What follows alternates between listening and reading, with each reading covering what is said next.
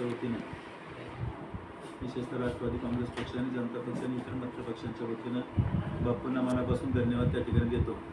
पुरंदरच्या हिताच्या दृष्टिकोनातून आणि पुणे जिल्ह्याच्या उद्याच्या भवितव्याच्या हिताच्या दृष्टिकोनातून अत्यंत योग्य निर्णय घेऊन महायुतीच्या उमेदवाराला पाठिंबा दिला, त्याबद्दल मी बापूंचं मनापासून हार्दिक अभिनंदन करतो.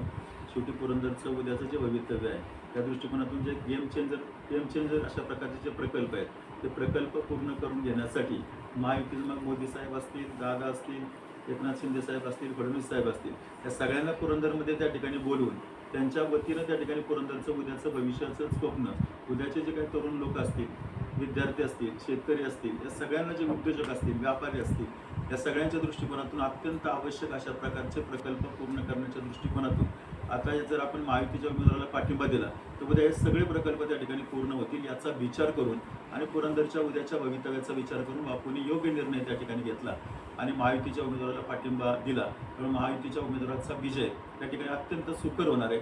सगळ्याच कार्यकर्त्यामध्ये आनंदाचं वातावरण त्या ठिकाणी आहे. सर्वच पक्षातल्या गावागावच्या कार्यकर्त्यांना त्याचं समाधान वाटणार आहे. जवळजवळ 90-95% कार्यकर्ते कन्व्हिन्स झालेले आहेत. जे राहिले असतील ते आम्ही सगळेजण बापू इथं आहेत, बीजेपीचे आहेत, आम्ही आहोत, आम्ही सगळेजण त्या ठिकाणी कन्व्हिन्स करू. 11 तारखेला जो मोठी अशा प्रकारची सभा त्या ठिकाणी पालखी तळावरती महायुतीच्या माध्यमातून त्या ठिकाणी घेतली. त्या पालखी तळावरच्या सभेला सर्वांनी मोठ्या संख्येनं त्या ठिकाणी उपस्थित राहावं आणि दोन्ही उपमुख्यमंत्री आणि मुख्यमंत्री जे काही विचार त्या ठिकाणी भवितव्याच्या दृष्टिकोनातून मांडतील ते ऐकण्याची संधी पुरंदरकरांना लाभणार आहे.